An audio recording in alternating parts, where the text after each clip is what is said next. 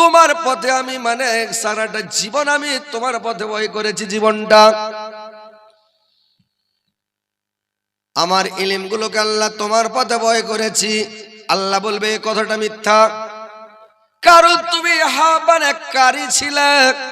তুমি যখন কেরাত করতে তখন কেরাত করার সময় কারিগুলোকে দেখবেন যখন কেরাত করে কত করে চিল্লায়, কত করে মানে করে কি মাইক্রোফোনে হয় না তখন মুখের আগা দিকে হাত দিয়ে দেয়।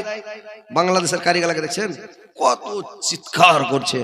যেটা আফ্রিকার কারি, কালো কারিটা আফ্রিকার, এখন বিশ্বের মধ্যে ওই কালো কালো আফ্রিকার লোকটা কারিটা এখন আমার মন বলছে যে মনে হয় বিশ্বের মধ্যে ওই এখন মনে হয় যে বেশি দম ধরে কেরাত করতে পারছে। এত কেরাত করছে যে মনে হয়েছে যে ওরে বাপরে বাপরে, লাউকসমুস সূরাটাকে গোটাই শেষ করে দিয়েছে। আলহামদু সূরাটা শেষ করে ওয়াজ্জহ সূরাটাকেও পাস করে দিয়েছে। এরকম কারি দমের কারি চোখে দেখতে মানে পড়ে না, এত কেরাত করছে। আল্লাহু আকবার। তো যারা আল্লাহকে সন্তুষ্ট করার জন্য কিরাত করছে তো ভালো, আলহামদুলিল্লাহ। আর যারা আল্লাহকে সন্তুষ্ট করবে না, লোককে দেখে নাম কিনবে, আমাকে লোক কারি বলবে, আমাকে লোক কারি বলবে, আমার দুনিয়াতে নাম হবে, পৃথিবীতে নাম হবে, নামের উদ্দেশ্যে যদি কিরাত করে তাহলে ভাই ওকে জাহান্নামে নিক্ষেপ করা হবে। বলে তুমি নাম কামার কারণে কিরাত করেছিলে। যারা বক্তা রে ভাই, এরা যদি শুধুমাত্র পয়সা কামার ধান্দা করে আর ছেলে পিলেকে পয়সা কামার জন্য যদি মানে লেখাপড়া শিখায়, দিন শিক্ষা করে, তাহলে কিন্তু এদেরকেও ধরবে, মানে ধরে গ্রেপ্তার করবে ভাই। তো কথা হচ্ছে ভাই রে আমার, যেটাই কাজ করবেন আল্লাহকে সন্তুষ্ট করার জন্য, আল্লাহর উদ্দেশ্যে কাজ করবেন, বাচ্চা আছে। আর যদি না থাকে তাহলে কিন্তু বাচ্চাদের কোনো গুঞ্জাস নাই। তো ভাইরা আমার আলেমকে ডেকে জিজ্ঞাসা করবে তুমি কি কাজ, তুমি ইলমটা কোন পথে বয় করেছো? যখন আলিমেরা, যখন মুলবি সাহেবরা খুতবাতে চড়ে নাই জুমার দিন, খুতবাতে চড়া নিলে তখন করে কি মানে এমন করে ও তখন পড়বে ওয়াকাজা রব্বুকা আল্লা তা'বুদু ইল্লা ইয়াহু বিল ওয়ালিদাইনি ইহসানা। তোমরা তোমার পিতামাতার সাথে সুব্যবহার করো, তোমরা আল্লাহকে সন্তুষ্ট করো, তারপরে তোমরা তোমার পিতামাতার সাথে সুব্যবহার করো। আর তাদেরকে ধমক দিও না, মানে খেখড় মারিও না, জামানির গরম দেখাবে না, তাদেরকে উশব্দ বলবে না, মানে এইভাবে তাদেরকে বুঝিয়ে বলে। কিন্তু যখন ও নেমে যায় জালসা থেকে, খুতবা থেকে নেমে যায়, বাড়ি চলে যায়, তখন কিন্তু আর নিজের মাকে ভাত দেয় না, বাপকে ভাত দেয় না রে ভাই, উল্টা কাজ করে। সেদিন কিয়ামতের দিন ফাঁসবে কিনা বলুন তো যাকে যারা উল্টা কাজ করবে, হাদিসের উল্টা, ওই লোকগুলা সেদিন মানে পাকড়াও হয়ে যাবে।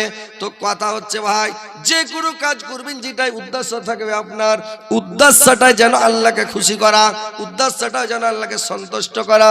কিয়ামতের দিন যখন সমস্ত মানুষকে এভাবে হিসাব নিতে গুনাহগার পাপিষ্টিদেরকে যখন ধরে জাহান্নামে নিক্ষেপ করা হবে, জাহান্নাম মানে করেছে কি, ইন্না জাহান্নাম কানাত মিরসাদা, জাহান্নাম উট পেতে বসে আছে, একবারে ফান পেতে বসে আছে, শিকার ধরার তাকে আছে রে ভাই। যেরকম পানির সময় আপনারা ফাঁস জাল লাগান না, ফাঁস জাল লাগিয়ে ডাঙ্গাতে বসে থাকেন, মাছ যাচ্ছে ধরবো, মাছ যায়, জালে পড়ে যায়, একটা শিকার ধরার তাকে থাকে। ওইরকম জাহান্নাম জাল পাতিয়ে, ফাঁদ পাতিয়ে শিকার ধরার জন্য উঠ পেতে বসে আছে, খালি তাক করে আছে কখন আমি ধরবো। তো জাহান্নাম তাক করে বসে আছে। ইন্না জাহান্নাম কানাত মিরসাদা লিত্তাগিনা মাবা, সেটা তাদের ফিরে আসার আবাসস্থল। লাবাসিনা ফিহা আহকাবা, আর সেখানে তারা যুগ যুগান্তর ধরে তারা বসে থাকবে ভাই, যুগ যুগান্তর, যুগের পর যুগ ওইখানে তারা পড়ে থাকবে জাহান্নামে। যখন জাহান্নামে মানুষ চলে যাবে, রাত আসবে না, দিন আসবে না, মাস আসবে না, বছর আসবে না, কাল আসবে না, যুগের পর যুগ যুগান্তর ধরে পড়ে থাকবে। আল্লাহ বলছেন লাবিসিনা ফিহা আহকাবা লা ইয়াজুকুনা ফিহা বারদাও ওয়ালা সারাবা, আর সেইখানে যে যুগের পর যুগ পড়ে থাকবে, সেইখানে কোনো ঠান্ডা জিনিসের স্বাদ পাবে না এবং কোনো পানীয় না।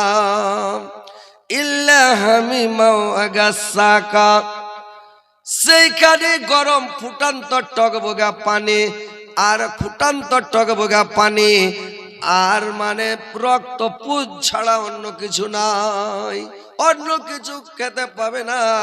ওইখানে গরম ফুটান্ত টকবগা পানি, আর পানি তো নয়, ওইগুলো রক্ত পুজ, খালি পুজ, ওইগুলো মানুষকে খেতে দেওয়া হবে রে।